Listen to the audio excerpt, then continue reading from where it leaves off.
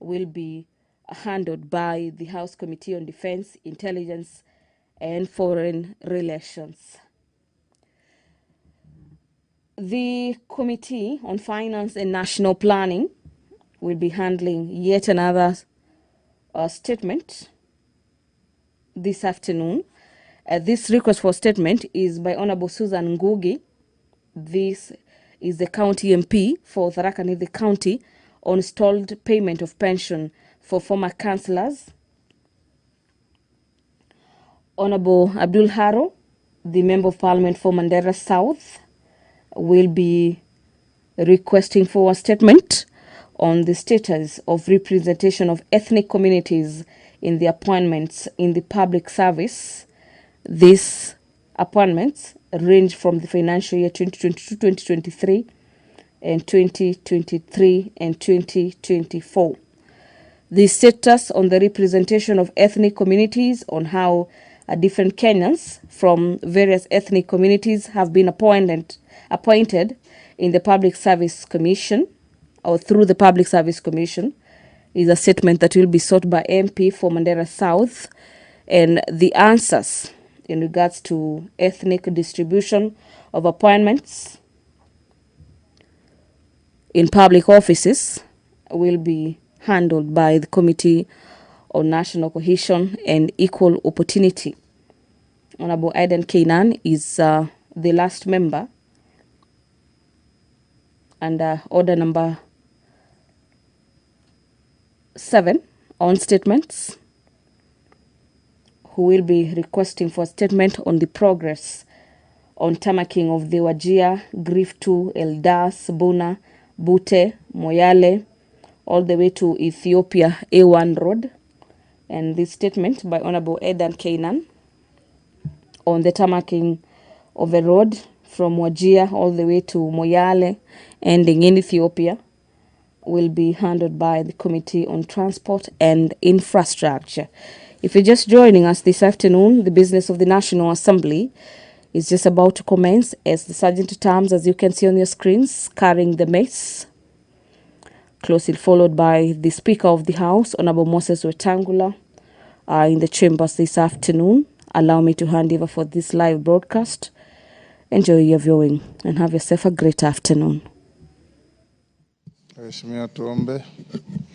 Ewe Mwenyezi Mungu ambaye kwa hekima na wema wako umetoa nyadhifa za viongozi na mabunge kwa ustawi wa jamii na utawala wa haki wa wanadamu, takusihi utazame kwa neema nyingi sisi watumishi wako ambao wameridhika kutuita ili tutekeleze shughuli muhimu za jamhuri yetu.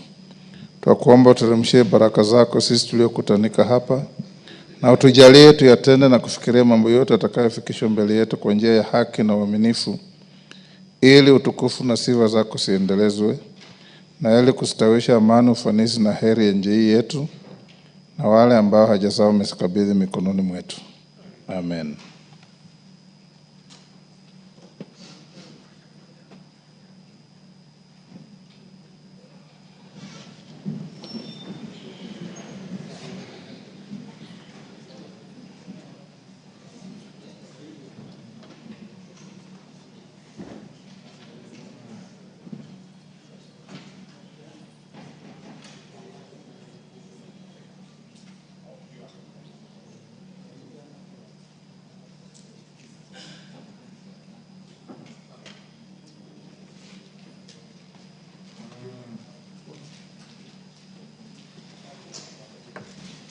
Sergeant, ring the quorum bell.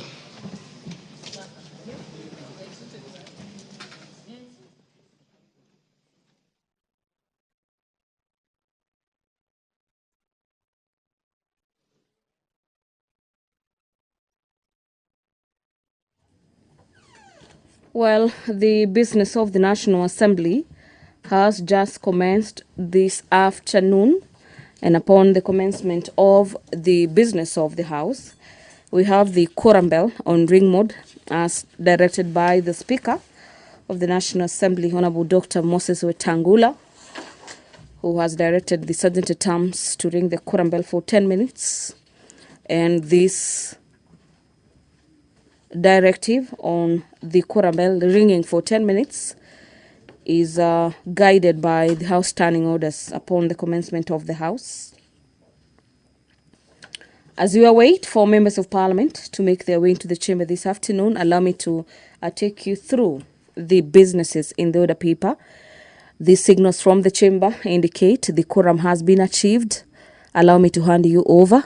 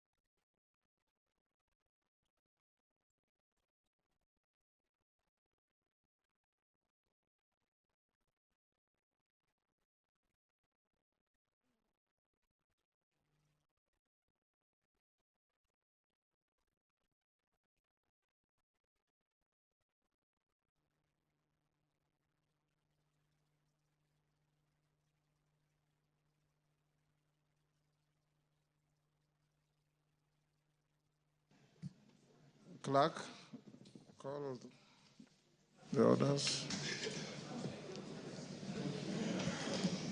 Order number 1, administration of oath. Order number 2, communication from the chair. Honorable Mulher, take the nearest seat.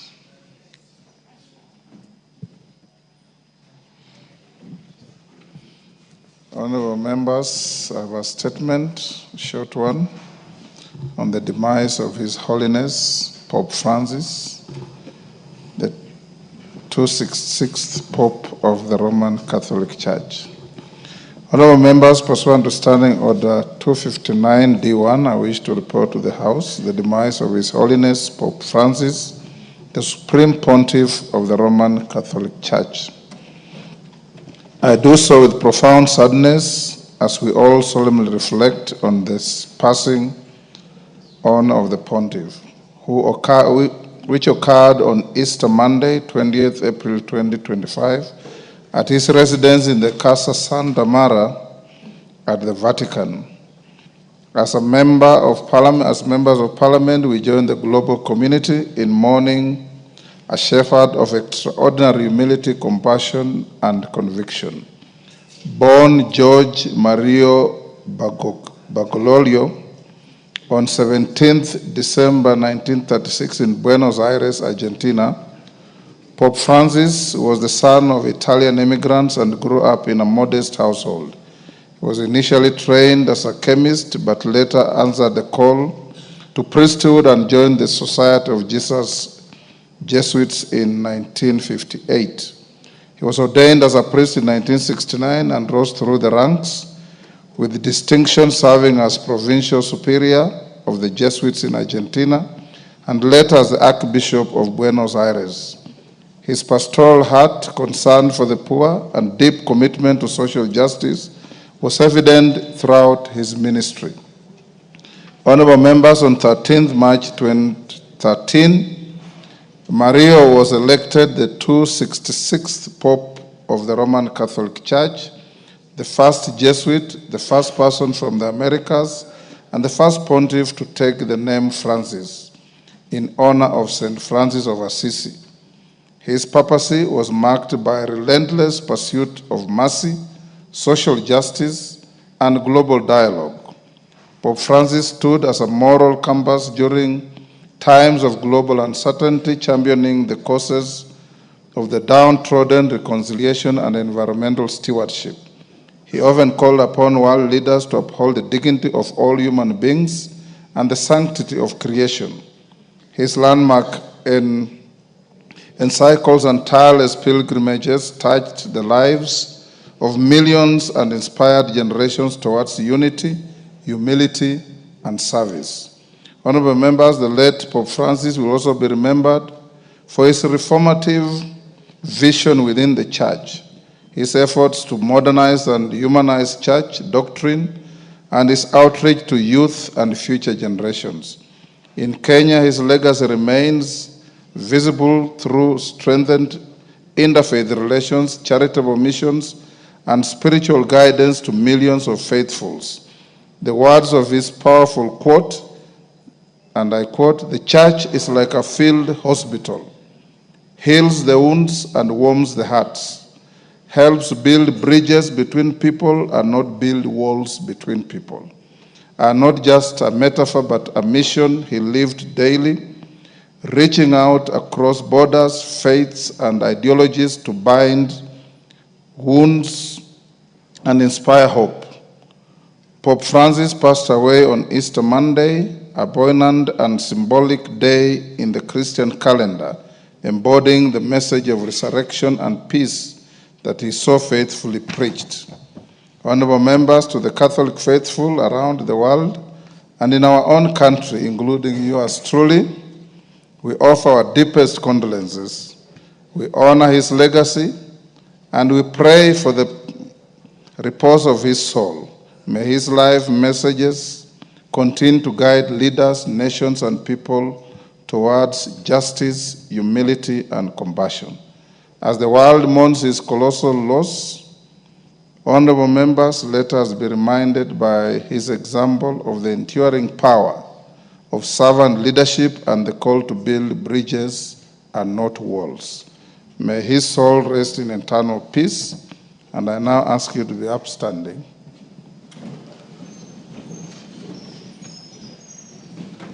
For a minute's silence.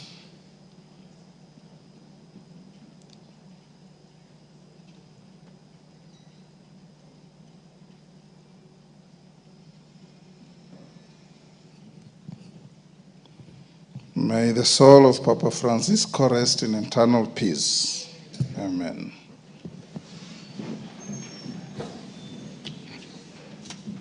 Yes, Owen? Honorable Speaker, thank you very much. Honorable Speaker, I want to join you and the rest of the Catholic faithfuls and in the globe to mourn the passing on of a great man, a great pontiff, a man who taught the world that building bridges was a better thing in the world. Honorable Speaker, that message of Pope Francis should resonate in the world, and that everybody should pick it, because as we live in this world, we need each other and we need one another to build a more cohesive and beautiful world. Honorable Speaker, I went to Vatican once. I looked forward to meeting the Pope. Unfortunately, I didn't get that opportunity. It was one of those moments in my life that I waited for, to meet the pontiff, shake his hand and get his blessings.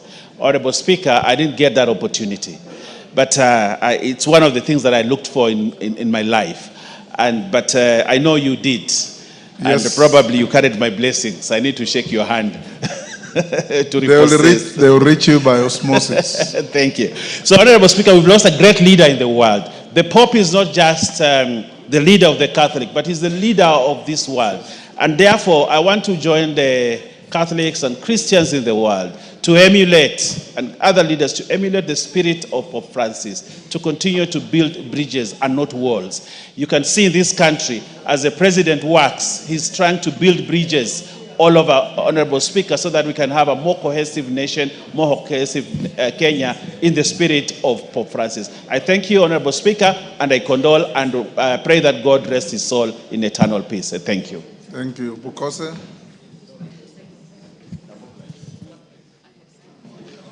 Thank you, Honorable Speaker. Honorable Speaker, you know we refer to you as Papa wa Roma. And being a Catholic, I think this is a big loss to all of us in the Catholic fraternity. And I want to join you and the rest of the Catholics in Kenya to mourn the passing on of Papa Francis on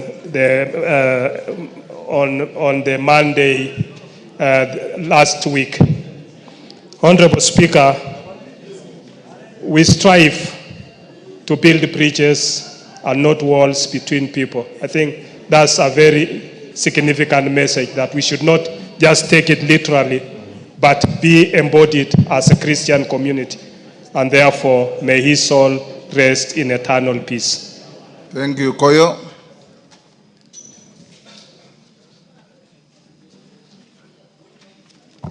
Thank you very much, Honorable Speaker, for giving me the opportunity to send my condolences to the fallen Pope.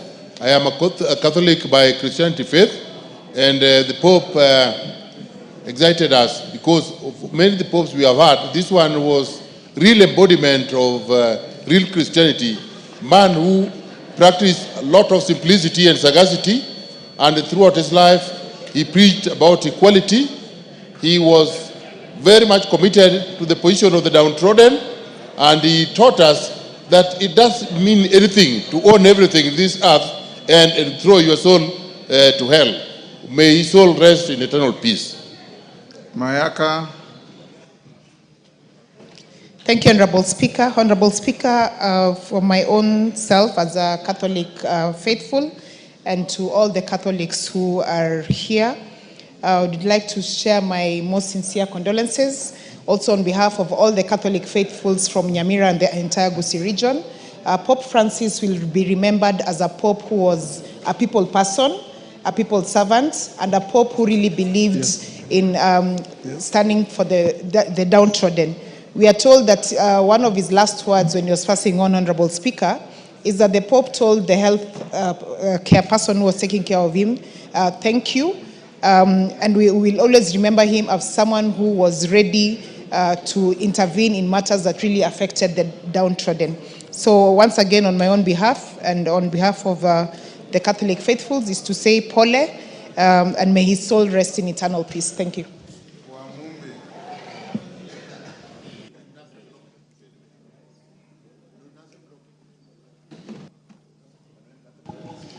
Thank you, Mr. Speaker. Mr. Speaker, I'm not Catholic, but I have friends who are Catholic, the likes of Father Ben from Karatina, Father Kamwaro, Father Kimani, and the rest.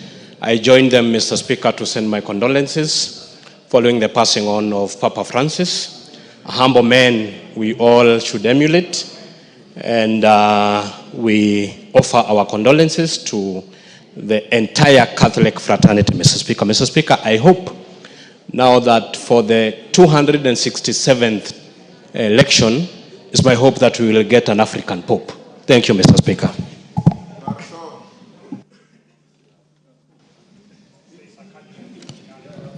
Thank you, Mr. Speaker, for giving me the opportunity to also pass my condolences on my behalf and on the behalf of my constituents of Moibin.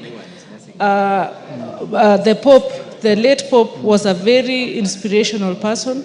Mr. Speaker, I personally had a privilege to go to Rome last year, and we were with our right speaker, and I had a privilege to shake his hand, and he is a symbol of humility. Mr. Speaker, when he came to Kenya, he did not just choose to go and stay in the high places, but he chose to go and worship in the most humble place, and that is Kangemi. And that is why we remember him for the great humility he had. And on behalf of myself, my family, my parish, Eldoret Parish, I say Pole. Thank you. Nguna?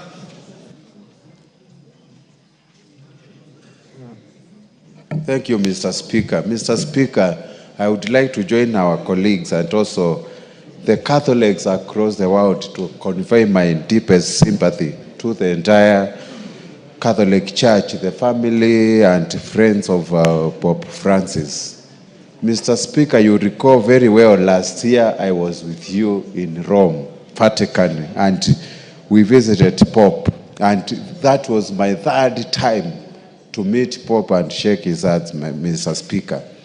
I noticed he's a very good man who championed actually climate justice, and he was a man full of humility, love of humanity, and the world reforms, Mr. Speaker. On behalf of the people of Mwingi West and my family, I would like to say that let Papa Francis rest in eternal peace. Amen. Murugara. Thank you.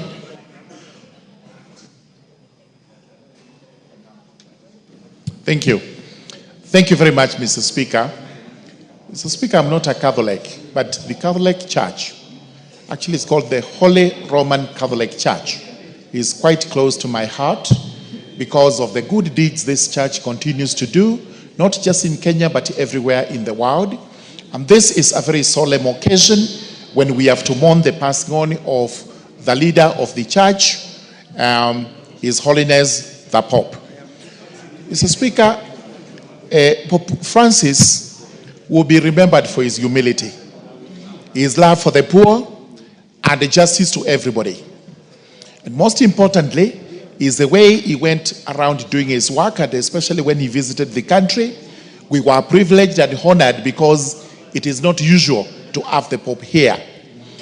I remember him for the last thing he did for this country and for our people from the greater region of Meru, Tharaka Nithi and Meru counties, because our bishop has just retired or is about to retire, and he appointed another gentleman who actually shares a name with me, Father Jackson Murugara, to become the bishop of the Diocese of Meru. Another great gentleman who is very humble, is very a humble person who actually carries himself just in the character of Father Pope Francis. May the soul of this great man rest in everlasting peace. Martin.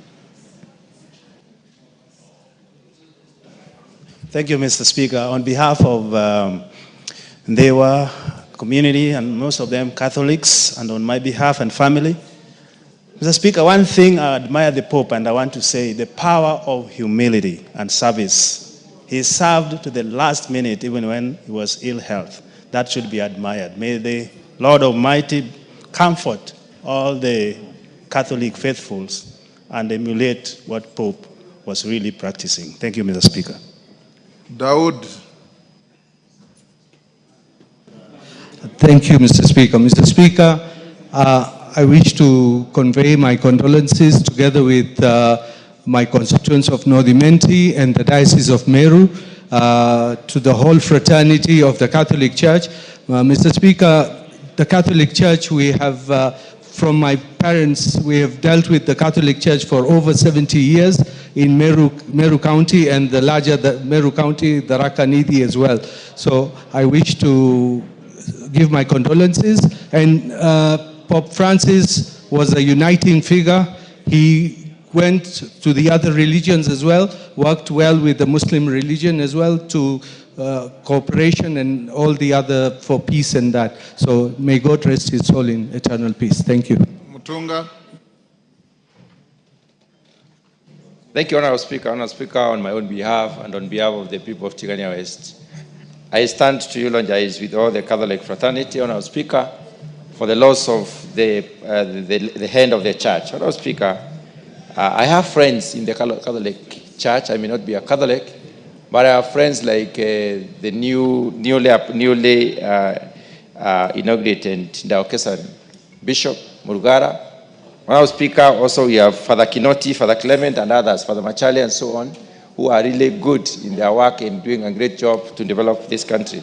Honorable Speaker, Father, the Holy Pope was integrative. He was not only integrative, he was a humble person. His humility spread across. When he visited Kenya, he did not just sit with the Catholics. He sat with all denominations. And he was able to integrate, to show that when it comes to matters going to heaven, it takes everyone. The root doesn't matter. What matters is being right with God. Honorable Speaker, on behalf of my people, I do eulogize with the Catholics and pray that his soul rests in eternal peace. Thank you. Pasaris.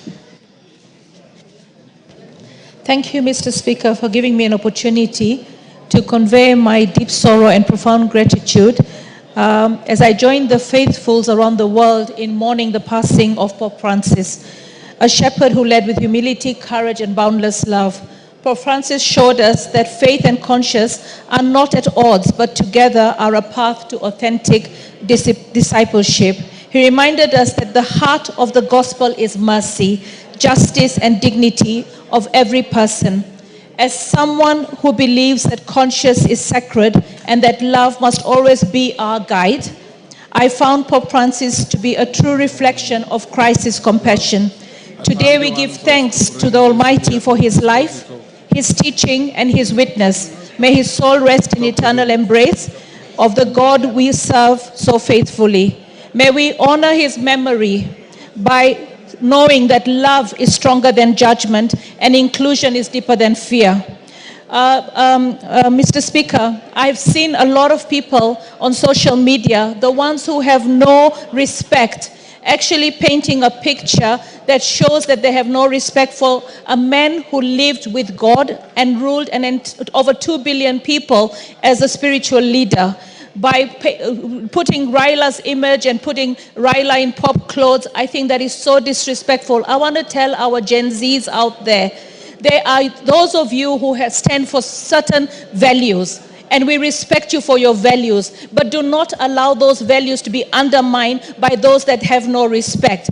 You should have respect for Raila Odinga, and you should have respect for the 2 billion Catholics, and you should have respect for the Pope, who has not even been laid to rest, and you use his death as a mockery. It's something that you should be ashamed of. So let us hold each other with respect and dignity, because if we fail to do that, then you are actually a lost soul. We need to actually honor the people that we have in this world that do good. And Raila Odinga is one of them, and our Pope is another. And there are many others like that. So please, let us have respect and decorum when we are mourning somebody of such high astute and respect across the globe. Thank you, Mr. Speaker. Namwar.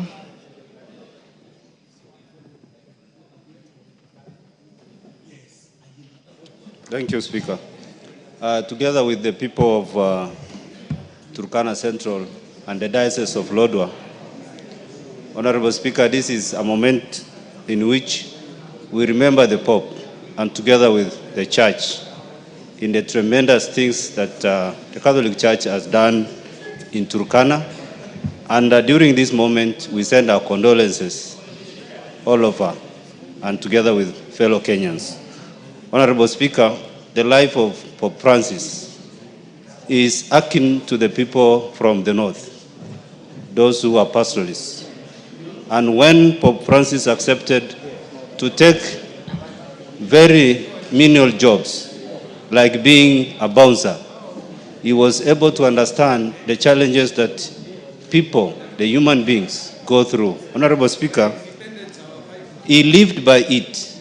And when Pope was able to travel, even to Asia, to countries in Europe, he was able to identify with the poor.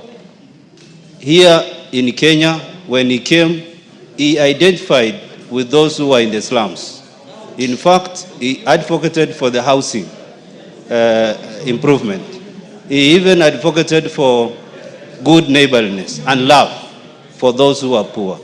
And he was able to say, those who live in slum areas are able to exhibit the attributes of Jesus. Honorable Speaker, I know this is a time when we are looking for another Pope, but to us, we want somebody who can be able to broker for diplomatic relations, like how Pope Francis did for Cuba and the US. And when he was visiting the Palestinians and even the Arab countries, he was able to identify with the faith of the Islamic religion. Thank you, Honorable Speaker. Member for Ndia, then Milemba. Ndia, GK. Honorable Speaker, thank you. I rise to join millions across the globe in mourning the passing on of the Holy Father. Honorable Speaker, the Holy Father was a symbol of humility, peace, and moral authority. Honorable Speaker, the Pope is one man who displayed a life that can inspire us leaders to focus on the common good, on the things that make the lives of our people better. So, Honorable Speaker, I, on behalf of the people of Dia, mourn the passing on of the Holy Father. Thank you.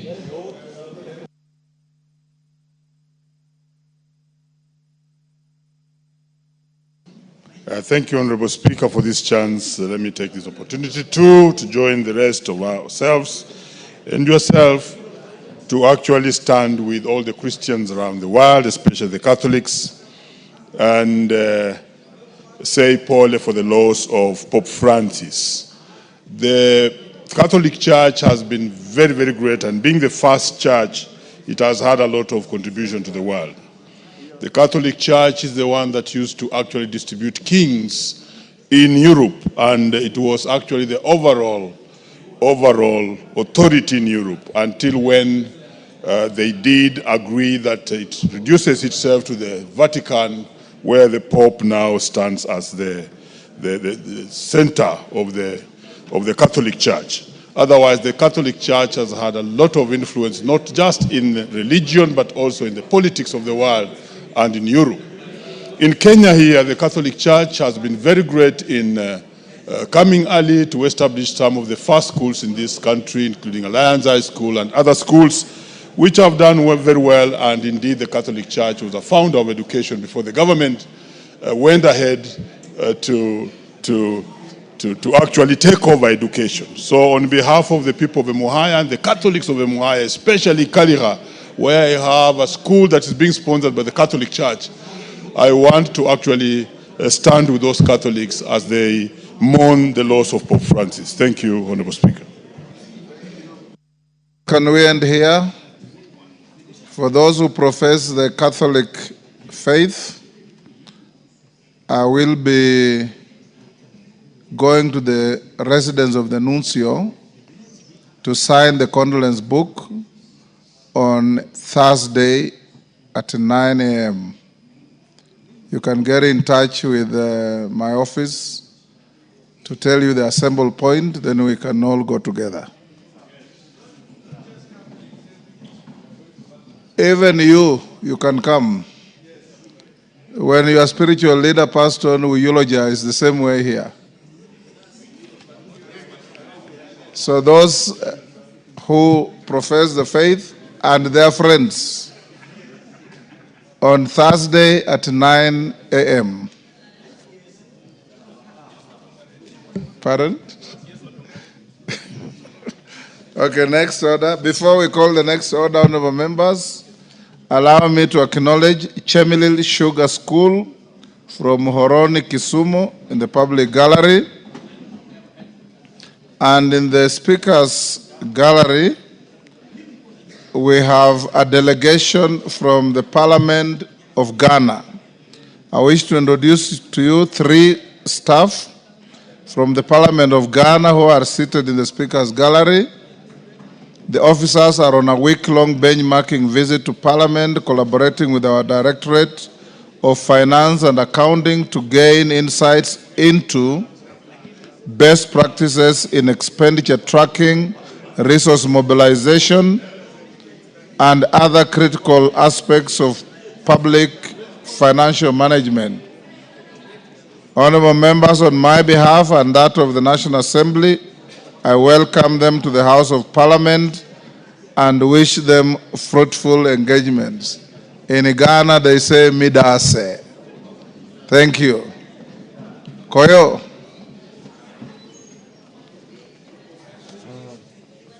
Give Koyo the mic. Mayaka, switch off your mic. Switch off your. Thank you very much, Honorable Speaker. Honorable Speaker, I want to take this opportunity to formally welcome Chemilil Sugar School to Parliament. This is a serious school from my constituency. It's unfortunate they didn't arrange with my office, but I want to welcome them and urge them to look at the goings on in Parliament. Many of them are aspire to be politicians in future and to be serious Kenyans. So please take care, look at what is happening, and when you go back home, you now learn the ropes of what you intend to be in future, and learn to be responsible Kenyans. You know, I'm there for your help. This is a private school, but I've been of help to them when the company was not doing very well. I've been sponsoring many of them who excel to various secondary schools and high schools. Please feel welcome and thank you. Thank you. Next order. Order number 3, messages. Order number 4, petitions. Order number 5, papers. Majority Leader. Owen. Thank you, Honorable Speaker. Honorable Speaker, I beg to lay the following papers on the table of the House today, Tuesday, April 22nd, 2025. Honorable Speaker, if you allow the Honorable Osoro, the Sairo, and to either go out, go to the chamber, and speak from there. They're distracting me. Starting order 1. Thank you. I allow you to use the Speaker's recess room for your lobbying. Thank you very much, Honorable Speaker. Let me take that again, Honorable Speaker. The following legal notice. Honorable Speaker, I beg to lay the following papers on the table of the House today, Tuesday, April 22nd, 2025. A, the following legal notices from the Minister of Environment, Climate Change, and Forestry. Honorable, these are important legal notices that I am taking. 1, legal notice number 62 of 2025 relating to sustainable waste management, extended producer responsibility, amendment number 2, regulations 2025. 2, legal notice number 63 of 2025 relating to environmental management and coordination, water quality, amendment number 2, regulations 2025. Honorable Speaker, these two gentlemen here. Order.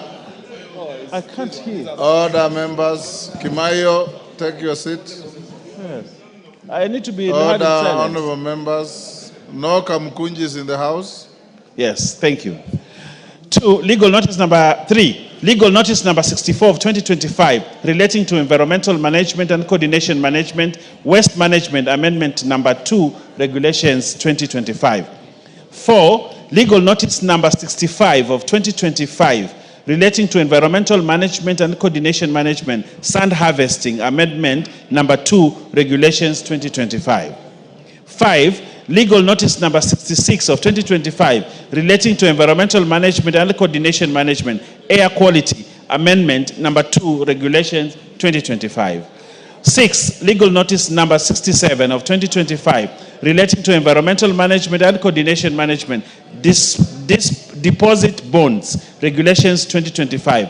And 7, legal notice number 68 of 2025 relating to environmental management and coordination, access to biological resources and benefit sharing, regulations 2025.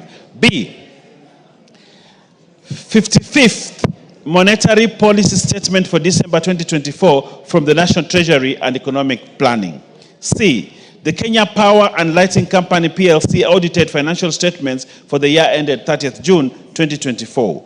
D, reports of the Auditor General and financial statements for the year ended 30th June 2024 and certificates therein in respect of 1, Agricultural Finance Corporation, 2, Central Rift Valley Water Works Development Agency, Chama cha Uzalendo, Coast Development Authority, Commodities Fund Staff Mortgage and Car Loan Scheme,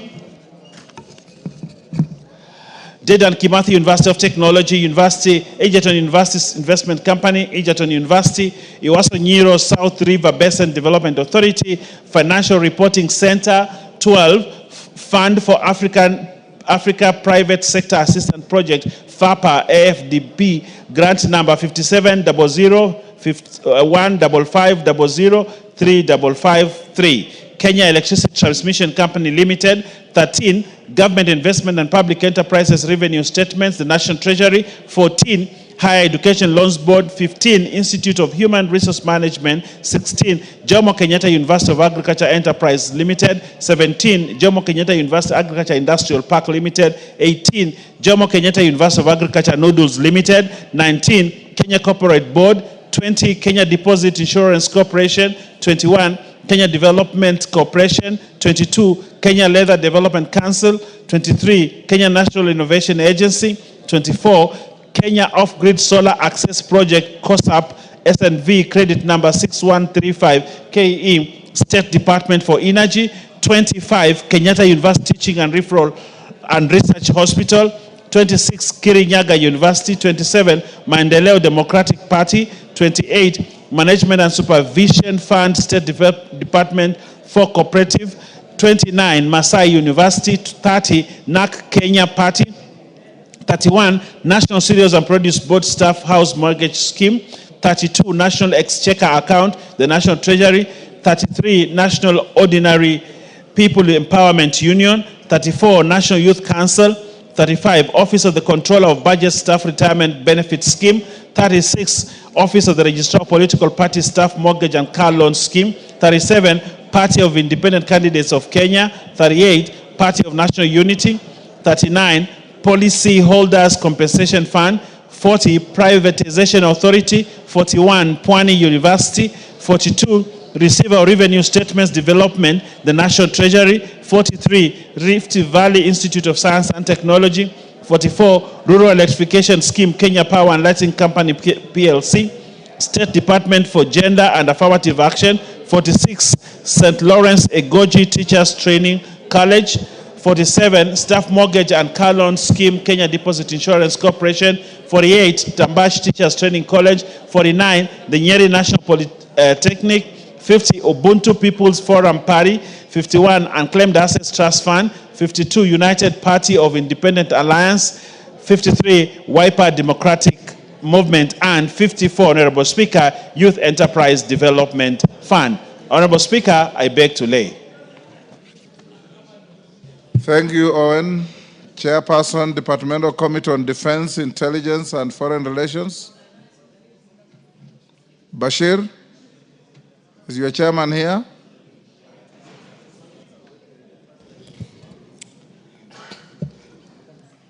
Honorable Speaker, I beg to lay the following paper on the table of the House today, Tuesday, 22nd April 2025.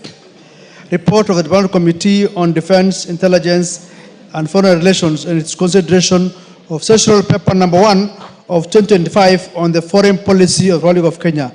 I thank you. Thank you. Chairperson, Committee on National Government Constituencies Development Fund, Sirma.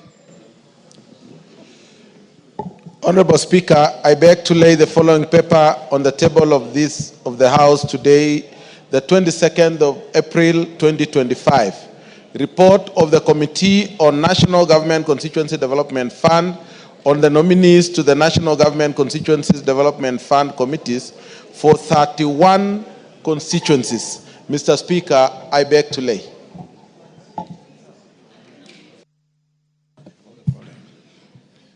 Thank you. Next order.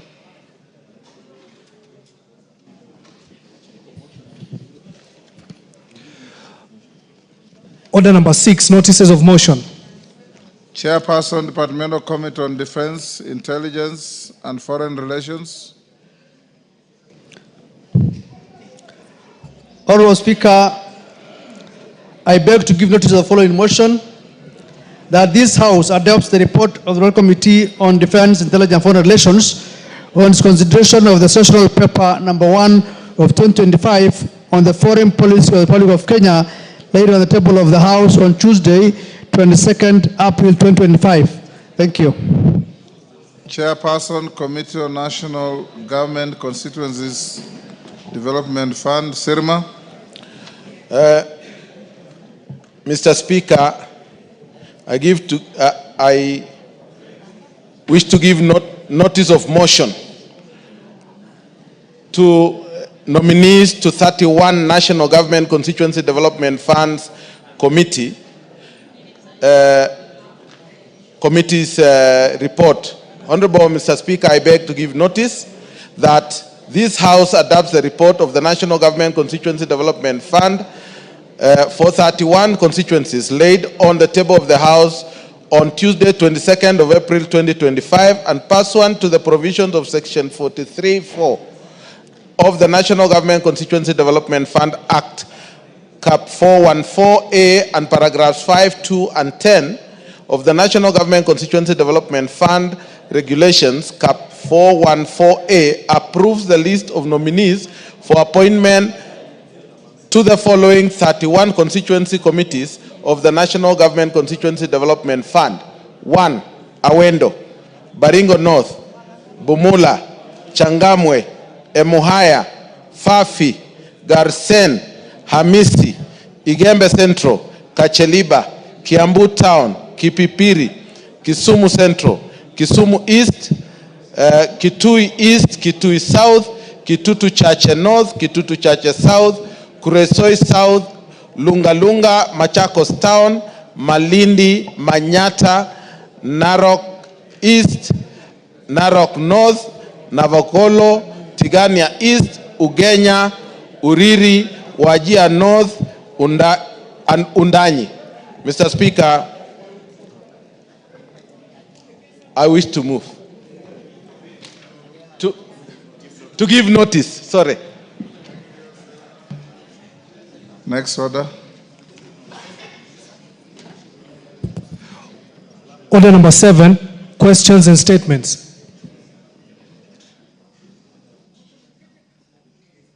Bernard Kitur, member Nandi Hills.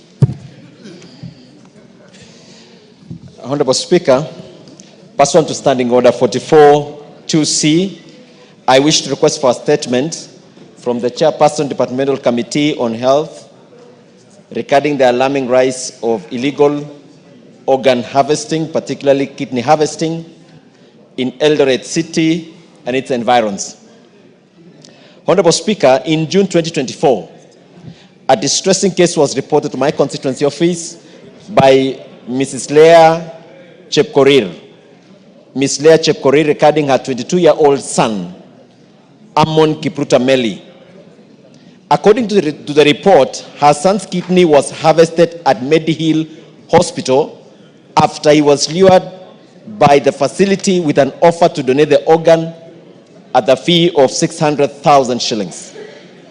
Thereafter, he developed medical complications associated with organ harvesting. Tragically, Mr. Kipruta now lives with a lifelong health challenges. He remains unproductive and dependent on continuous medical care, as his quality of life has been severely compromised. Subsequently, this incident was reported to Langas Police Station under OB number 41, dated 31st August 2024. In the report, Amon alleged that he and other young men were first transported to Mombasa and thereafter smuggled across the border to a neighboring country in a series of suspicious meetings. This indicates the existence of not just a localized criminal operation, but a transnational organ trafficking syndicate. This is just one among many undocumented cases of illegal organ harvesting by a syndicate operating within our country and internationally. Multiple reports have implicated Medihill Hospital, which is claimed to be facilitating illegal kidney transplants and organ trafficking, raising significant concerns about possible collusion between the hospital and criminal syndicates who exploit medical infrastructure for illicit organ trade. Notably, on 18th April 2025, the founder of Medihill Hospital was suspended as the Biofax chair, pending investigations into allegations of illegal kidney transplant procedures at Medihill Hospital and Fertility Center in Eldoret. Honorable Speaker, the legal framework governing organ harvesting in Kenya is outlined in Section 80 of the Health Act, Cap 241. This legislation stipulates penalties of up to 10 million shillings or imprisonment for up to 10 years for organ harvesting or trafficking. However, these penalties appear insufficient to deter perpetrators of this illicit trade, which operates in secrecy and in cahoots with international syndicates. Honorable Speaker, it is against this background that I request for a statement from the Chairperson, Departmental Committee on Health, addressing the following. Number one, the current status of investigations regarding the case of Amon Meli, reported at Langas Police Station.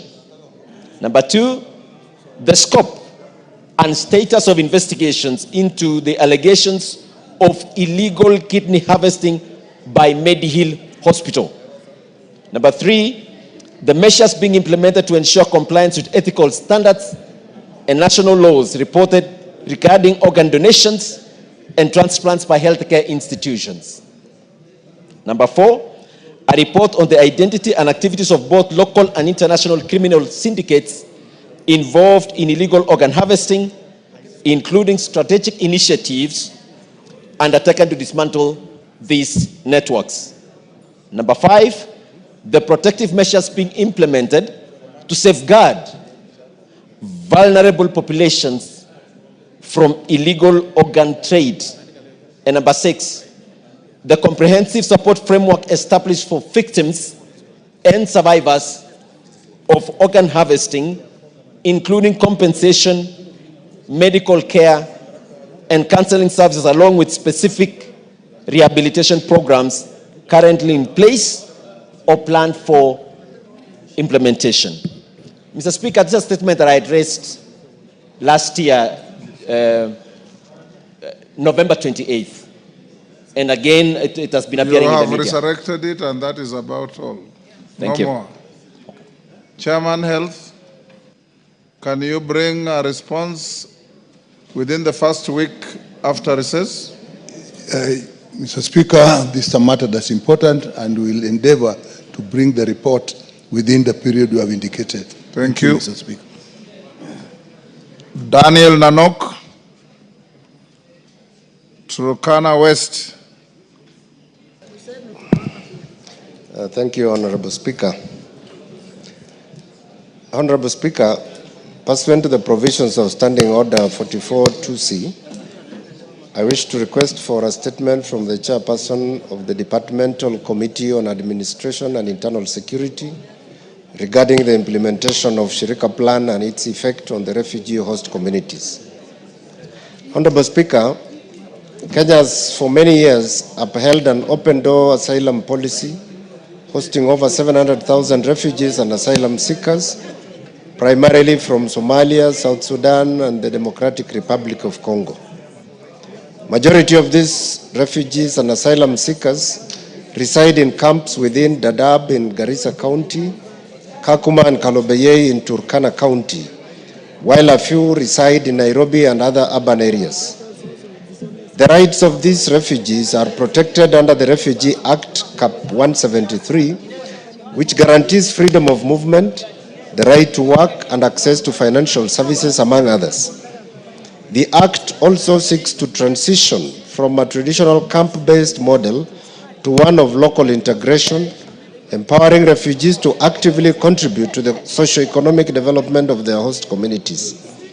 Honorable Speaker, the government, in line with the Refugee Act Cap 173, has formulated a policy known as Shirika Plan, which is a multi-year initiative to promote the socio-economic inclusion of refugees in Kenya by transforming camps into integrated settlements within host communities for both refugees and asylum seekers. This policy was officially launched by His Excellency the President on 28th March 2025. While the plan is a progressive step toward refugee inclusion, it has sparked concerns over inadequate public participation and limited engagement with the host communities and its leaders, especially in Garissa and Turkana counties. In addition, host communities like those in Turkana West, which has accommodated refugees for over 33 years, now face fears of marginalization, increased pressure on already stretched services, and rising tensions due to lack of consultation. Honorable Speaker, it is against this background that I request for a statement from the Chairperson of the Departmental Committee on Administration and Internal Security on the following. 1. A report on whether the national government conducted public participation and sensitization on the Shirika Plan, including evidence of the activity and the extent to which it complies with Article 10(2)(a) and 232(1)(d) of the Constitution on involvement of the people in policy making. 2. Measures put in place to ensure that the Shirika Plan does not overstretch existing community resources, specifically with respect to infrastructure such as schools, health facilities, water supply and sanitation, and the strategies put in place to fund projects enhancing the socio-economic facilities of host communities. 3. Steps being taken to strengthen security, promote peaceful coexistence, and empower host communities throughout the implementation of the plan. 4. Clarification on terms used such as integration of refugees and host communities, and details on support mechanisms available to help refugees to become self-reliant, including how job opportunities are going to be structured to ensure equitable competition between host community members and refugees. 5, and final one, measures put in place to transition the refugees under the Shirika Plan, including the specific roles and contributions of key stakeholders such as the United Nations High Commission for the Refugees, UNHCR. I thank you, Honorable Speaker. Thank you, Nanok. Chair, Administration and Internal Security, Tongoyo, can you bring a response within the first week after recess? Honorable Speaker, I just want clarification because I think the question is misplaced. According to our standing order, this question should be referred to the regional integration. The issue of Shirika Plan refugee had been taken away from my committee. Refugees are under what ministry? They are under regional integration, the Peter Locha committee, Honorable Speaker. Clark. There is a confusion, I know, my committee. It's the whole confusion. It's like, of course, Honorable Speaker, the issue of prisons. It is under JLAC. So this is under Peter Locha. He can confirm the same, Honorable Speaker. Locha Kapong. Is your committee responsible for refugee issues? Yes. So we'll redirect the question to you. You bring a response within the first week after the recess. Yeah, noted. And like the Honorable Speaker, my committee oversights matters refugee affairs. Thank you. Thank you. Engineer Zambia of Kilome. Thank you, Honorable Speaker. Honorable Speaker, pursuant to the provisions of Standing Order 442C, I rise to request for a statement from the Chairperson of the Departmental Committee on Administration and Internal Security regarding review of the registration, re-registration, and alteration fees for birth certificates. Honorable Speaker, on 26 September 2024, the Cabinet Secretary for Interior and National Administration filed Ringo Notice 153 of 2024, announced revised fees for registration of birth certificates, births, filed Ringo Notice number 153 of 2024 as follows. 1. The registration of a birth more than 6 months after the date of birth increased from Kenyan shillings 100 to 500 shillings. 2. The registration of this name or alteration in the name of any child whose birth has previously been registered, the fee increased from Kenya shillings 40 to 1,000. 3. Honorable Speaker, making a correction in a birth entry, the fee increased from 40 shillings to Kenyan shillings 1,000. Birth certificate, the fee is 200. And 5, re-registration of a birth, the fee is 1,000. Honorable Speaker, the surge in birth certificate fees has created an unjust barrier for countless families, transforming a fundamental right into a privilege contingent on financial means. As a mandatory legal requirement, birth certificates serve as the cornerstone of identity without which children face exclusion from education, healthcare, social protection, perpetuating cycles of poverty and marginalization. When such essential civil documentation become inaccessible due to prohibitive costs, we fail in our constitutional duty to guarantee equal dignity and opportunity for all citizens. Honorable Speaker, further, birth certificates are obtained by visiting sub-count registrars, Huduma centers, or county civil registration services, CRS offices, a process that often requires families to travel long distances, incurring significant costs and time burdens. This challenge is even adverse in rural and unserved communities where registration centers are sparse and the transportation infrastructure is limited. Honorable Speaker, it is against this background that I seek a statement from the chairperson of the Department Committee on Administration and Internal Security on the following. 1. Measures that the Ministry of Interior and Administration is putting in place to abolish the increased fees to ensure that birth certificates remain affordable to all citizens. 2. Honorable Speaker, plans put in place by the Ministry to prioritize further decentralization of registration services, expanding mobile registration units, and leveraging digital platforms like eCitizen to streamline the applications and minimize fiscal travel requirements.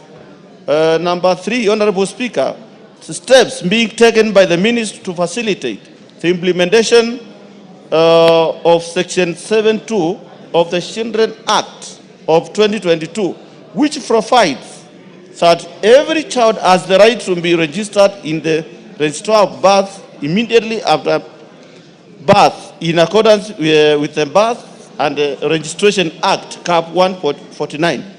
I thank you, Honorable Speaker. And I think, Honorable Speaker, this is the same problem which Kenyan citizen had with the increased fees in identification cards. I think, Honorable Speaker, it will be very fair. You are debating your statement. Yes, once you make the statement is enough. Yes, Wangari. Thank you, Mr. Speaker, for allowing me to ride on Honorable Zambia's statement. Mr. Speaker, even as the chair responds, I would like him to also respond to my bill that I brought on birth and registration of children, Mr. Speaker, because I had brought a very important legislative proposal. We went to the budget committee. Maybe he can also brief the House on how far that bill is, because it will sort many of these issues that are being raised. Thank you. Tongoyo, first week after recess. Yeah, Honorable Speaker, I can able to deliver first week as you directed after recess. But Honorable Speaker, I just want also to ride on what Wangare had talked about her bill. It is a very important bill. It is speaking to this, and I think I'm sure it's going to help us address such issues. Thank you. Also, Honorable Speaker, kindly, I think as much as we also address the issue of birth certificate, it's good to appreciate. Order, Majority Whip. The work of the whip is not to whip violently. Thank you, Honorable Speaker. So, Honorable Speaker, I was just saying that as much as we also need to sort a statement on this and a response, we should appreciate the issue of the ID. You know, the Honorable member is the same member who did ask the issue of fees of the ID card, which the President had waived so far. On the same note, Honorable Speaker, you know, I did promise this House, I did commit it last week, that we were to sit down, call the CS to address the majority of the members' questions and statements, And I want to report that we had a very successful session, almost 2 hours, and we managed to exhaust about 11 questions. Which I will probably tomorrow able to table on the floor of the House. Very good. Thank you, Honorable Speaker. Thank you. Abdi Ali Abdi Ijara.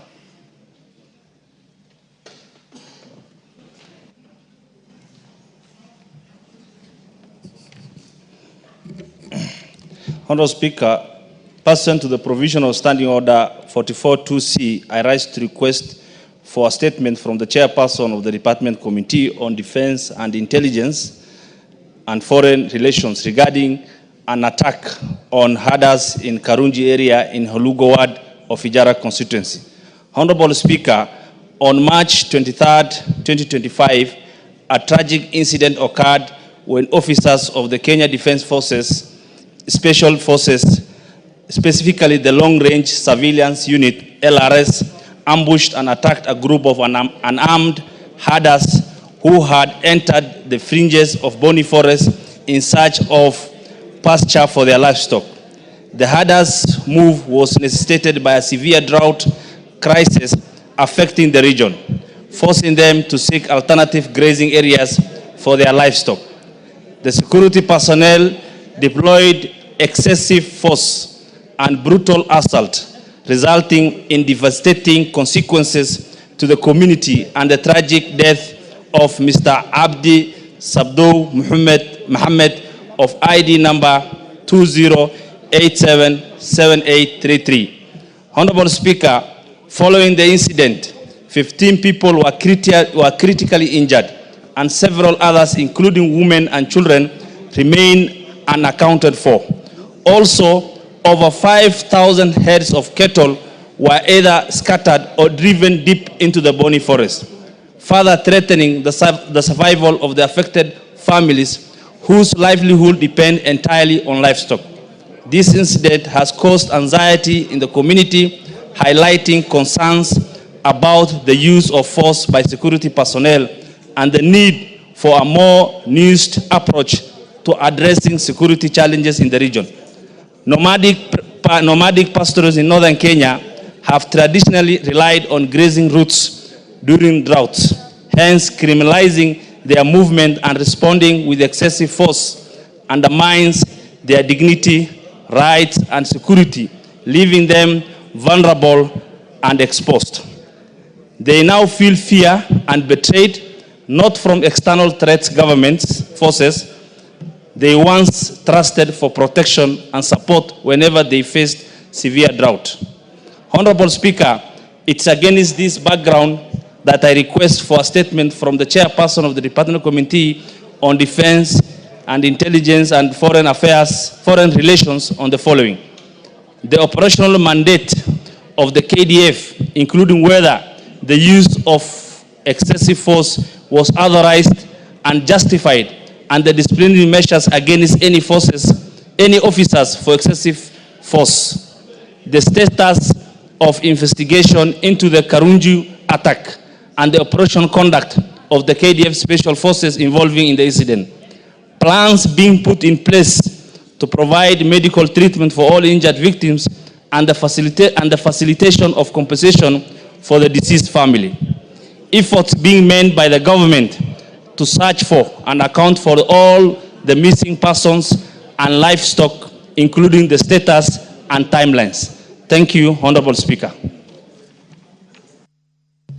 Yes, nominated member Harun, you can joyride on that. Thank you, Speaker, for giving me the opportunity to comment on the matter. The KDF issue in our communities has become a serious crisis. Just last week, I brought a statement on the same where Abdullah Yusuf was killed by KDF in 2019. It took us a long process to even strip him of the military privilege to bring him to a civilian court. In 2023, I brought a statement where Sadiq Abdikadir was killed by KDF in Manda area. We equally have a crisis from the KWS who are in the communities, especially in Balambala area, Danyere. So we are wondering, on one side we have KDF, on another side we have the KWS. We are still dealing with Al-Shabaab. So I really request the committee to look into this matter because it's becoming a real problem. Thank you, Mr. Speaker. Thank you. Chairman, Committee on Foreign, Wape Bashir. Yes, you are in that committee? Yes, Mr. Speaker. Bring a response first week after recess. Much obliged. Abdul Haro, Mandera South. Honorable Speaker. Yes. Pursuant to the provisions of Standing Order 44.2c, I rise to request for a statement from the chairperson of the Committee on National Cohesion and Equal Opportunity regarding the status of representation of ethnic communities in the public service for the financial years 2022-23 and 2023-24. Honorable Speaker, the Public Service Commission is established under Article 233 of the Constitution to manage and oversight human resource in the public service. Its mandate under Article 234 includes, among others, to promote the values and principles of public service, including representation of Kenya's diverse communities and providing equal opportunities for appointment of the members of all ethnic groups. In 2024, the Commission developed the Draft Public Service Commission Affirmative Action Regulations with an aim to provide a framework for ensuring equitable representation of ethnic communities in the public service. Additionally, the Commission's framework for the implementation of values and principles in Articles 10 and 232 provides that public institutions should observe the principle of equitable representation of all ethnic communities in proportion to their share of the national population. Honorable Speaker, it is against this background that I request for a statement from the chairperson of the Committee on National Cohesion and Equal Opportunity on the following. A report on the national proportionate population share of each of the 46 ethnic communities, indicating communities whose representation in the public service is 1. Proportionate to their national population share, 2. Exceeds their proportionate share, 3. Is below their proportionate share, and 4.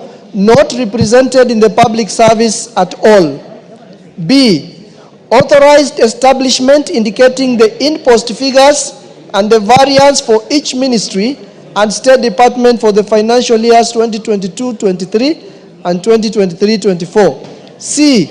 A report on staff employed by the Public Service Commission detailing designation, job scale, and ethnicity. D. A report of all appointments and promotions made in ministries, departments, and agencies for the financial years 2022-2023 and 2023-2024, including ethnic representation, and E. Status of the Draft Public Service Commission in bracket Affirmative Action Regulations 2024. I thank you, Honorable Speaker. Thank you, Honorable Harold. Chair, National Cohesion. Yusuf, you bring a response first week after recess. Okay. Thank you. Adan Kainan. Elders. Thank you, Mr. Speaker. Honorable Speaker, pursuant to the provisions of Standing Order 44-2C, I rise to request for a statement from the chairperson of the Departmental Committee on Transport and Infrastructure regarding the progress made in tarmacking of the Wajir, Griftu, Elders, Buna, Bute, Moyale, Ethiopia Road, that is A14, International Trunk Road managed by Kenya National Highways Authority, Kenya. Honorable Speaker, this road, the Wajir, Griftu, Elders, Buna, Bute, Moyale, Ethiopia Road, is part of the A14 designated International Trunk Road, Mr. Speaker, and this A14 runs through northern Kenya, connecting Wajir to Moyale border, and also facilitates cross-border connection to Ethiopia for a distance of approximately 545 kilometers. Mr. Speaker, the Wajir Griftu Elders, Buna, Bute, Moyale, Ethiopia Road has the potential to unlock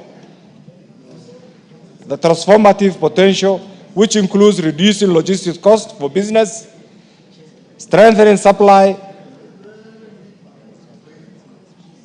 and chain resilience, Mr. Speaker, and fostering regional development. Mr. Speaker, such strategic investment not only bridges isolated communities to a national and continental markets, but also positions northern Kenya as a gateway to the Pan-African trade, aligning with the vision of African continental free trade areas. Mr. Speaker, vision of seamless continental connectivity.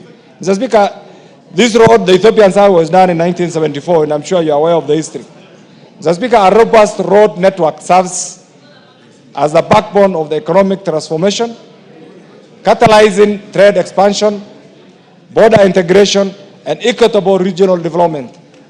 Mr. Speaker, Ethiopia has reportedly successfully completed its section of the road connecting Moyale to Addis, transforming this critical border link into a powerful driver of regional integration. Mr. Speaker, the upgraded corridor now facilitates seamless trade and movement between Kenya and Ethiopia, significantly reducing transit times and cost. However, on the Kenya side, Mr. Speaker, tarmacking of the road from Wajir to Moyale is yet to be commenced. Mr. Speaker, the completion of this strategic road infrastructure will not only strengthen bilateral relations, but also unlock new opportunities for economic collaboration, fostering growth across the East African region and beyond. Honorable Speaker, it's against this background that I seek a statement from the chairperson of the Departmental Committee on Transport and Infrastructure on the following. The current status of funding, planning, and implementation of the tarmacking of the Wajir, Griftu, Eldas, Buna, Bute, Moyale, Ethiopia Road, that is the A14 International Track Road managed by Kenya, including specific timelines for its commencement. P+2, Mr. Speaker, plans put in place to fund this project, particularly under the Horn of Africa Gateway Project or any other development initiatives, and details of the funding commitment, Mr. Speaker. And Mr. Speaker, finally, also the measures put in place to fast track the tarmacking of this critical corridor to ensure its timely completion and maximize its economic and regional integration benefits. I thank you, Honorable Speaker. Thank you. GK, Chair, Transport and Infrastructure.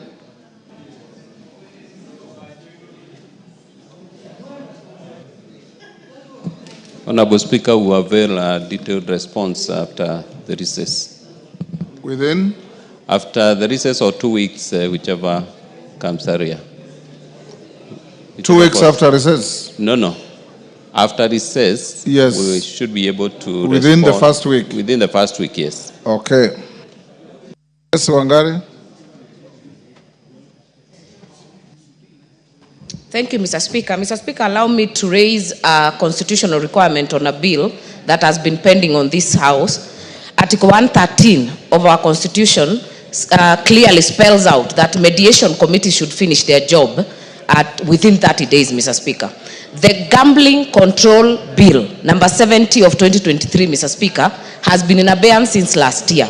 Maybe you can help me to guide the majority and minority leaders to ensure that that mediation committee is either disbanded or is redone, Mr. Speaker, so that we deal with this gambling menace as it is. Clerk, check out and give me a brief. Nguna, I will give you a guidance tomorrow. Thank you, Honorable Speaker. Password to Standing Order 44-2C. I wish to request for a statement from the chairperson of the Departmental Committee on Blue Economy, Water and Irrigation regarding the circumstances surrounding the delayed execution of service contract of Director General of the Kenya Fisheries Services. Honorable Speaker, the Fisheries Management and Development Act, Cap 378, provides for the appointment of DG of the Kenya Fisheries Services, who is also the Chief Executive Officer of the services. The current Director General was appointed in October 2020 for a period of 4 years, renewable once in line with the provision of the Act. The Kenya Fisheries Services Human Resource Policies and Procedure Manual and the Mwongozo and the Guidelines on the Terms and Conditions for State Corporations 2004 under the applicable framework. A serving Director General wishing for renewal of contract is required to express interest of renewal by writing consideration to the chairman of the board at least 6 months prior to the expiry of the contract for the consideration and approval of the board. It is on this basis of this framework that Mr. Daniel Mugai, the Director General, sought renewal of his contract prior to the expiry of his first contract term. Honorable Speaker, it is believed that during the 26th ordinary session of the Kenya Fisheries Service Board meeting held on 12th of July 2024, the board made an anonymous decision to renew the contract of Mr. Daniel Mugai as the Director General of Kenya Fisheries Services for a second term. Surprisingly, despite the board having sought and received concurrence from the Minister of Mining, Blue Economy and Maritime Affairs through the Cabinet Secretary, who was then the acting as the Cabinet Secretary, contract was never executed. Instead, Mr. Mugai was awarded an extension of a period of 6 months, raising concerns on the compliance with the board resolution. Honorable Speaker, it is in the above matters that I seek a statement from the chairperson of the Departmental Committee on Blue Economy, Water and Irrigation on the following. 1. The circumstances surrounding the failure to execute renewal of the contract of Mr. Daniel Mugai as the Contractor General of the Kenya Fisheries Services, despite the approval of the board on 12th July 2024, and the jurisdiction for award of 6 months extension of the tenures. 2. Steps taken to inform Mr. Mugai as the substantive Director General of the Kenya Fisheries Services, so as to ensure operational continuity of the services, including timelines. Thank you, Honorable Speaker. Chair, Water, Blue Economy. Yes. Honorable. You are the Vice Chair. Yes. When can you bring the response? Mr. Speaker. Says so 2 weeks from now, whichever is earlier. That's Kitayama. Yes, this is Kitayama. Yes. Yours truly here. Yes, within the first week of resuming of resumption. From resumption. Thank you. Thank you, Mr. Speaker. Next order. Order number 8, motion, inquiry into irregular and illegal grant of tax exemptions to a company under the Special Operating Framework Agreement. Mover to reply. I've been told by the chair that DK Kimayo is the one replying. Not DK, Kimayo of Keio South. Go ahead. Thank you, Mr. Speaker. I beg to reply. Mr. Speaker, this motion was about the irregular exemption of taxes. And I want to thank this House, those who contributed. I want to thank those in the committee on behalf of the chairman of the Committee on Delegated Legislation and the members. We say thank you, and we urge this House that tax exemption is a very bad precedent in this country, and we should punish those who don't pay taxes instead of encouraging those who don't pay taxes. This was a motion, Mr. Speaker, where a company was exempted from paying taxes. And you know where we are in this country at the moment. We are struggling to get taxes through KRA. And if we continue allowing people to not to pay taxes, we will struggle in getting money for development, Mr. Speaker. Therefore, we should be discouraging as a House people who are exempted from paying taxes. Thank you, Mr. Speaker. I beg to reply. I beg to reply. Thank you, Mr. Speaker. Thank you. Members on their feet, take your seats. Members on the Kibagendi, take your seat.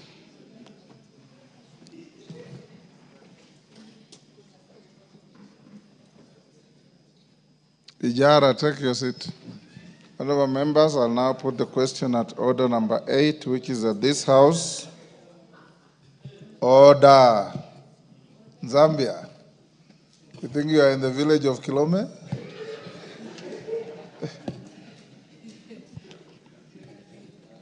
What is Kasalu saying to you to...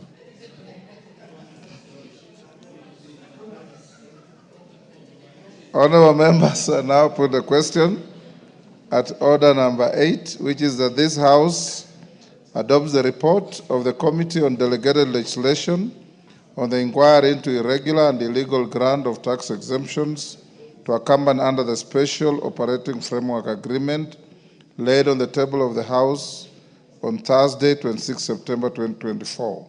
As members of that opinion say aye. Aye. Will those of the contrary opinion say nay? The ayes have it. Next order. Order number 9, the Social Protection Bill, National Assembly Bill number 12 of 2025, second reading. Majority Leader. Owen, are you the one moving? Yeah.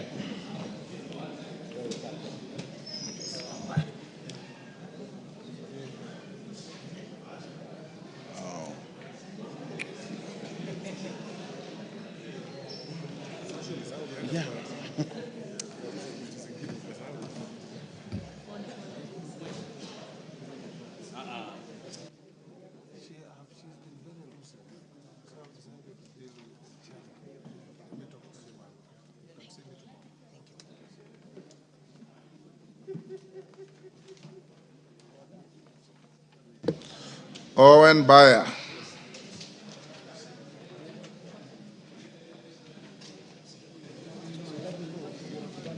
Give me the order paper. Thank you, Honorable Speaker. Honorable Speaker, I beg to move the Social Protection Bill, National Assembly Bill number 12 of 2025. Honorable Speaker, to be read for the second time, sorry. Honorable Speaker, the principal object of the bill is to reduce poverty and vulnerability and improve the well-being of the people by providing assistance, services, and programs that build human capital and cushion people against risks and contingencies throughout their cycle. Honorable Speaker, Part 1 of the bill provides for the preliminary matters such as the interpretation of terms used in the bill, objects, and the act, the application of the act and the guiding principles and the role of the county government in the provision of the social protection bill. Honorable Speaker, the bill provides for the establishment of the National Board of Social Protection and defines its composition, functions, powers, and its sources of funds. Some of the functions of the board include advising the Cabinet Secretary on matters relating to social protection, designing and implementing social protection intervention and programs, providing social assistance and social care to vulnerable persons, coordinating social protection interventions, establishing and maintaining a social protection registry, undertaking civic education on social protection, periodically undertaking indexation of social assistance benefits in collaboration with the National Treasury, and undertaking resource mobilization for social protection interventions. Honorable Speaker, there are very many people in this country that actually require social protection, but we do not have a law that anchors social protection in this country. They are the vulnerable people, the disabled people, and many other people, Honorable Speaker, that require assistance from government that protects them from the vagaries of the kind of life that they live in. But Honorable Speaker, we do not have. For example, the elderly, Honorable Speaker, we give stipend to them every month, but we don't have a law for that as a country. There are many disbursements that come from government, but we do not have a law that, see, this is an opportunity, Honorable Speaker, to ensure we have a law in this country, a law that guides social protection. Honorable Speaker, one of the key things about this law is to provide a registry. Sometimes County government gives resources to this person, national government gives resources to that person, NGO gives resources to that person, but they leave many other people. Just a few people will benefit because they know how to go about the system. But Honorable Speaker, if we have a registry of those people that require social protection in this country, Honorable Speaker, we can take better care of them. Today, Honorable Speaker, a person gets funds for this month. He's able to afford food. But in the next 3 months, there's nothing that person gets. Honorable Speaker, we need to ring-fence the people that require social protection in this country by ensuring we have a law. Honorable Speaker, one other very important aspect about this law is actually to go down to the grassroots. How do we develop a registry? We need officers to go out there and identify the people that are required that can actually be beneficiaries of the social protection funds that we give in this country. Honorable Speaker, last month we disbursed around 3.2 billion for the elderly. Yes, government disbursed 3.2 billion for the elderly, Honorable Speaker. And we were sent messages as members of parliament to ensure that this money gets there. But the criteria on how this is done, Honorable Speaker, is questionable. There's no laid down procedure on how to identify a person who should be a beneficiary of the social protection in this country, or the funds for the wazee and many other funds that go out there from the government. And even when exchequer is released, Honorable Speaker, we ask this question, under what law has this been done?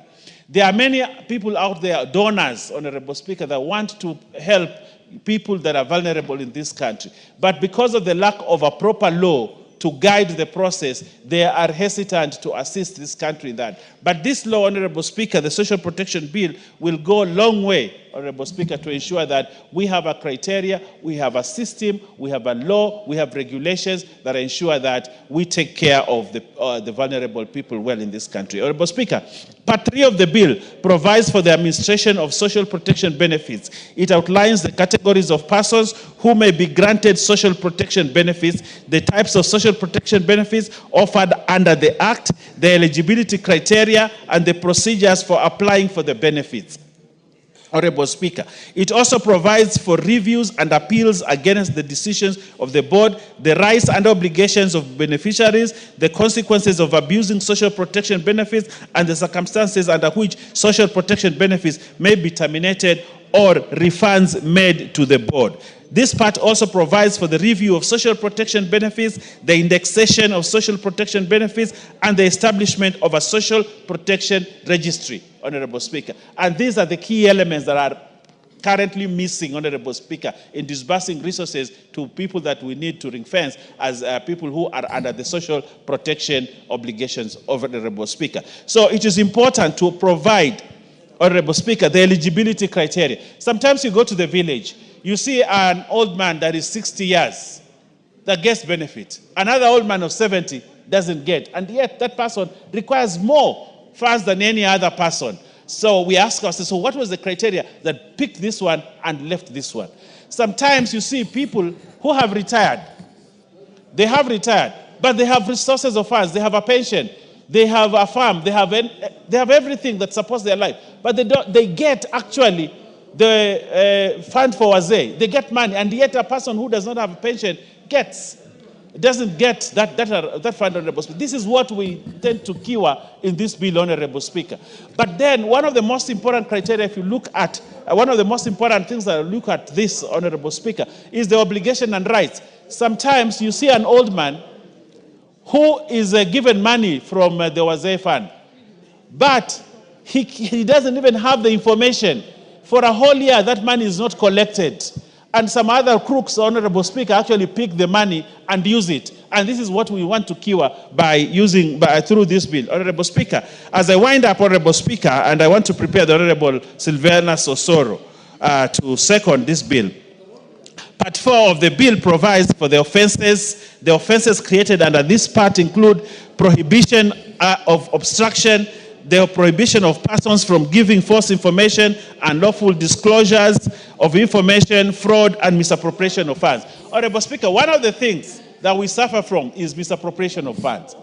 Sometimes this money is given, but a higher percentage is used for administration than the money that goes to the real vulnerable people. Honorable Speaker, there are other parts of this country that actually do not get this fund because data has not been collected. Honorable Speaker, this is a fund, this is a law that will help the people of Changamwe, every person in Changamwe who requires assistance to get the assistance, not the bourgeoisie that are there and yet they get assistance, Honorable Speaker. So this is an important law. I want to urge this parliament to support this law to ensure the people of Suba South, Suba North also benefit, Honorable Speaker, so that every Kenyan who is supposed to benefit, benefits, Honorable Speaker. I can see the Honorable Ben Sauda is happy with this law, Honorable Speaker, because it will help the people of Homa Bay to actually also be reached, so that they say that Serikali has not reached them. Honorable Speaker, this is an important law. I want to urge everybody, including the people that come from the minority leaders' home, so that they also get social protection. So I want to urge everybody and every member that this is a law worth supporting, worth passing, and worth the name of this parliament. Honorable Speaker, I beg to move and request the Honorable Silvanus Osoro, the Honorable MP of Mugirango South, and Chief Whip of the National Assembly. Osoro. Thank you very much, Honorable Speaker. Honorable Speaker, as I second this particular bill, one thing that should be very clear, and really when one grows, or when one is growing, they hardly tell themselves that at some point you'll get old. That in your 30s, you have to know that there is a time you'll be 40, there's a time you'll be 50. Honorable Speaker, when I was a young man, an extremely young man, although you still call me young man, when I was 20, I used to look at people. You are a very young man. Thank you very much, Honorable Speaker. I agree. Honorable Speaker, when I was 20, the people who are 40 used to look very old to me. I didn't know that 40 was just next door to me, Honorable Speaker. And now that I'm also there, I look at people who are 60 as very old. I know soon I'll also be there. I do not know where to classify you, Honorable Speaker, but that is the reality of life. That at some point, people will get to 60, people will get to 70, people will get to 80. And it is the responsibility of government to take care of the elderly. It is the responsibility of a responsible and well-organized and well-structured government, Honorable Speaker, to take care of the people of such a majority age, Honorable Speaker. Because when you get to the age of 70, looking at the economic status of our country and the opportunities that are therein, Honorable Speaker, if the government does not step in to take care of such people, then challenges will happen. And that is why it is important to the issues of health, the universal health coverage, the issue of social protection are very, very vital, Honorable Speaker, as far as this question of the social protection is concerned. Because looking at the jurisdictions that have grown, that have matured, that are progressive, say, for example, the United States, Honorable Speaker, where there is even provision of funds specifically, and even specifically to take care of those old people, Honorable Speaker. They have clinics, they have people that are employed to manage and do all those kind of things, Honorable Speaker, and they pay that, Honorable Speaker. I don't know why the Honorable Hassan is, I don't know why, Honorable Speaker, protect me from the Honorable. Speaker, protect Honorable me. Hassan, you're out of order. You can raise the point of information. If the member on the floor is misleading the House, you know what to do. Go on. The Honorable Speaker, I'll be guided by him because he really must have traveled. But what I'm saying is that in progressive countries, Honorable Speaker, in progressive jurisdictions, there are provisions for taking care of the elderly and the sick. And this is the culture that we really must develop here, because looking at the rate at which, of course, the mortality rate of this country, Honorable Speaker, the people who are perhaps in their post-50s tend not to live long because of lack of such provisions, Honorable Speaker, the social protection and such elements. So this bill comes in hand, Honorable Speaker, to create structures on who exactly is supposed to benefit, on the roles the board or the cabinet secretary, those responsible are going to, those responsible should be doing. So it really clears the way for the formation of a well-structured form or format to help in crafting and coming up with a very good structure of settling those people who are in the age of the majority. So, Honorable Speaker, with those very valid remarks, I beg to second. Members on their feet, take your seats.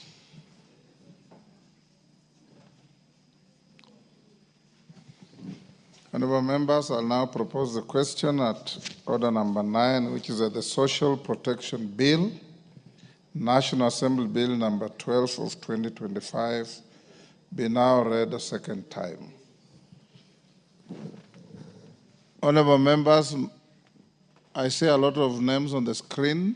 They were there when we started. I don't know if they are for this bill. If you are not for this bill, log out. Yes, Junet. Mr. Speaker, I stand up to raise the issue of quorum, Mr. Speaker. Whether we have quorum in the House, Mr. Speaker, to discuss this bill.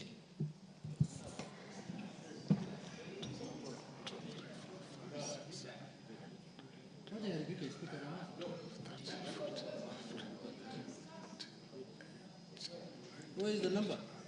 What are you rebuking? What are you rebuking? What are you rebuking? What are you rebuking about? No. There is no bill that will pass in this House going forward. No way. No.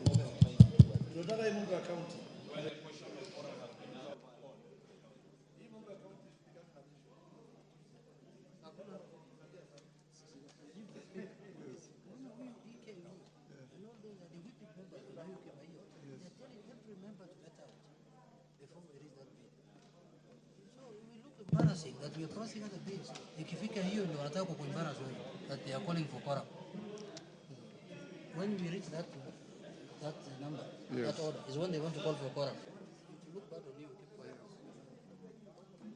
Clerk, do we have quorum?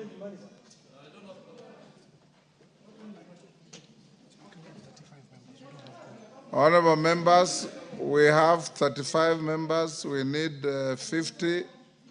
Sergeant, ring the bell, and the whips, do your job.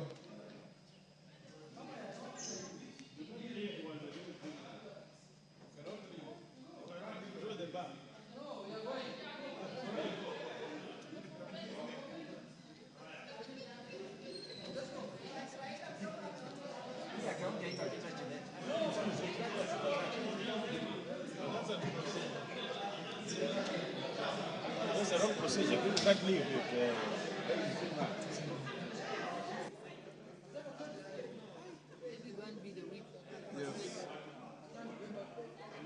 Are you ringing the bell?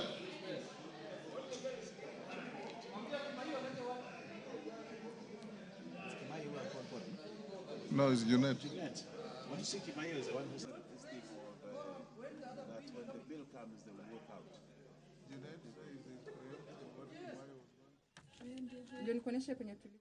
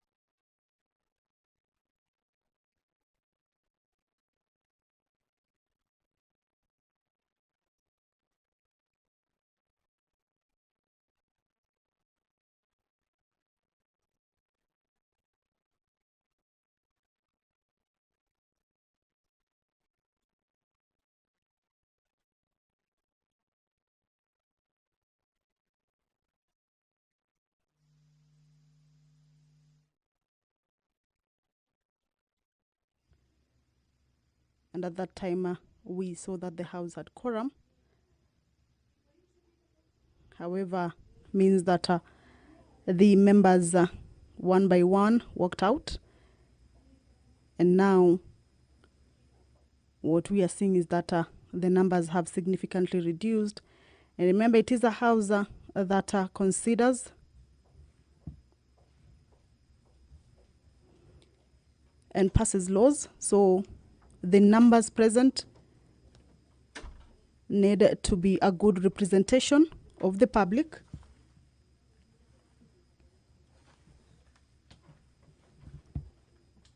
And that is why that particular quorum is important to the House or inside the chambers.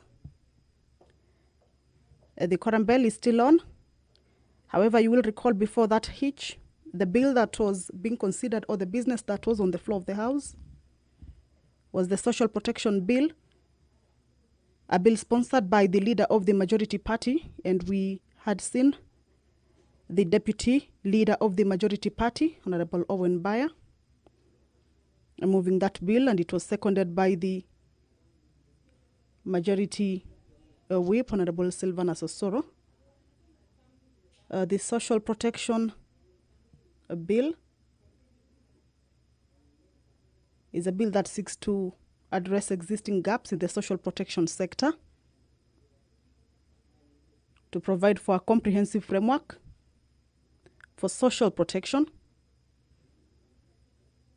to make provision for and regulate the administration of social assistance,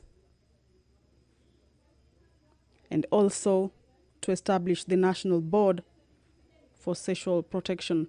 The Speaker is addressing the House. Allow me to hand you over.